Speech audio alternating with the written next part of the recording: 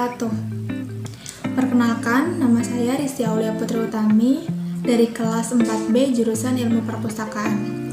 Di sini saya akan membahas mengenai algoritma.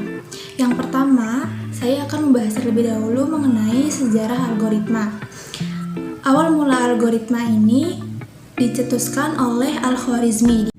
Al-Khwarizmi memiliki nama lengkap Muhammad Ibnu Musa Al-Khwarizmi. Al-Khwarizmi lahir sekitar tahun 780 Masehi di Khwarizm atau yang lebih dikenal sekarang sebagai kota Khiva di Uzbekistan. Al-Khwarizmi memulai semangat belajarnya di kota Baghdad. Pada masa pemerintahan Khalifah Abbasiyah terdapat Bait Al-Hikmah. Bait Al-Hikmah ini adalah lembaga penerjemahan, pusat penelitian ilmiah, dan perpustakaan besar. Al-Khwarizmi bergabung bersama cendekiawan lain di Bait Al-Hikmah ketika berusia 20 tahun. Di sini, ia terus belajar banyak ilmu, terutama ilmu matematika dan ilmu alam. Al-Khwarizmi terus bekerja di bidang pendidikan dan penelitian ilmiah sepanjang hidupnya. Di sanalah beliau banyak menulis gagasan dan mempublikasikan buku ilmu pengetahuan baik di bidang matematika, astronomi, sejarah maupun geografi, termasuk mempelajari terjemahan literatur Sanskerta dan Yunani. Kecintaan Al-Khwarizmi terhadap ilmu pengetahuan membawanya untuk mempelajari bahasa Sanskerta dan juga bahasa Yunani. Setelah menguasai bahasa-bahasa tersebut, Al-Khwarizmi mulai menerjemahkan beberapa buku. Berkat kemampuannya menerjemahkan buku-buku tersebut, pengetahuan dan pemikiran Al-Khwarizmi di bidang sains semakin meningkat. Seperti yang kita tahu, Al-Khwarizmi adalah bapak matematika dengan karyanya yang sangat terkenal, yaitu Al-Jabar, yang ditulis dalam bukunya yang berjudul Al-Mukhtasar Bihisab Al-Jabr wa Al-Muqabbalah.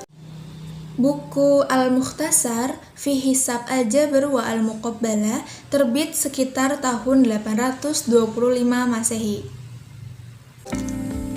Di dalam buku tersebut menjelaskan mengenai persamaan linear dan notasi kuadrat. Ia juga dikenal sebagai pencipta rumus geometri dan penyusun daftar logaritma dan aritmetika desimal. Di dalam bidang aritmetika, beliau juga menciptakan karya atau buku yang berjudul Al-Jama'ah wa Tafriq bi Hisab Al-Hind, yaitu penjelasan mengenai penambahan dan pengurangan dalam perhitungan Hindu dan penggunaan angka 1-9 serta penggunaan angka 0. Al-Khwarizmi adalah orang pertama yang menggambarkan penggunaan angka termasuk angka 0 ini. Karya Al-Jama'ah wa Tafriq bi Hisab Al-Hind ini menjadi titik awal penyeimbangan ilmu matematika dan sains dan juga merupakan cikal bakal algoritma ini muncul. Al-Khwarizmi menemukan konsep dasar algoritma melalui pembahasan aturan-aturan melakukan aritmatika menggunakan bilangan Hindu-Arab dan solusi sistematis. Kontribusi besar Al-Khwarizmi untuk perkembangan bidang komputer yaitu memperkenalkan angka 0, di mana angka 0 ini adalah dasar pembentukan program komputer dan termasuk bagian dari kode biner, di mana yang kita tahu bilangan biner itu terdiri dari angka 0 dan 1. Matematika dasar yang digunakan dalam pemrograman didasari oleh algoritma Al-Khwarizmi ini. Hasil dari pemikiran beliau ini menjadi gerbang kemajuan bagi perkembangan komputer digital dan pemrogramannya.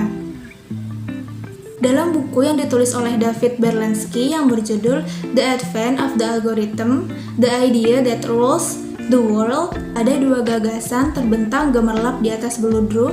Yang pertama kalkulus, yaitu gagasan yang memungkinkan sains modern menjadi mungkin.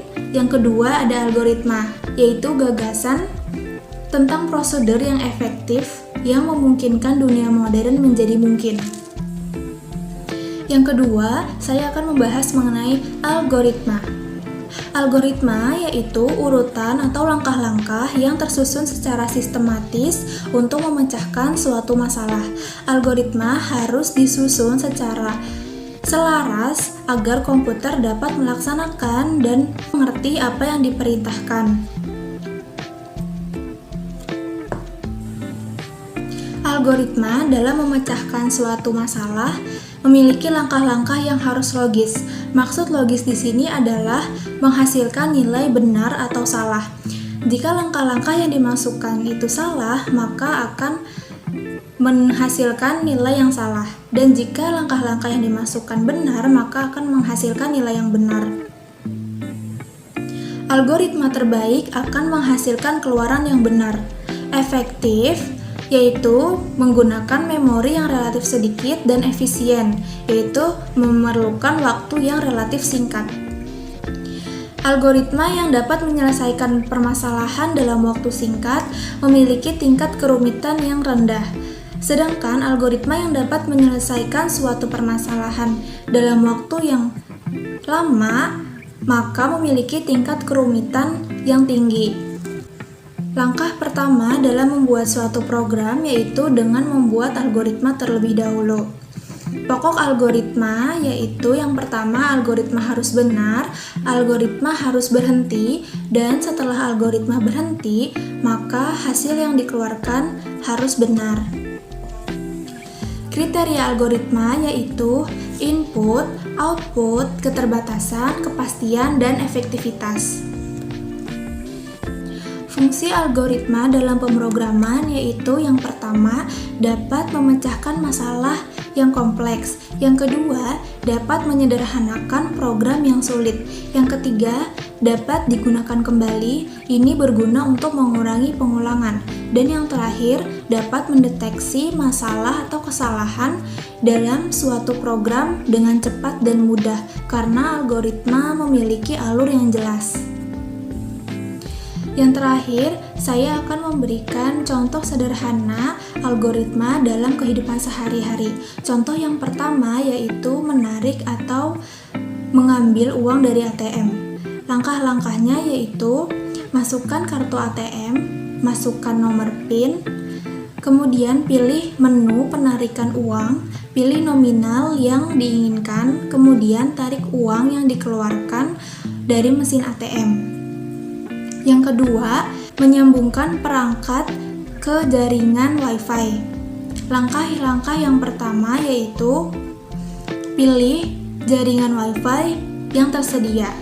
Kemudian masukkan username dan password dari Wi-Fi tersebut. Jika ada kesalahan dalam memasukkan username atau password, maka akan terjadi gagal koneksi. Dan jika password atau username yang dimasukkan sesuai, maka koneksi internet akan terhubung dan dapat digunakan.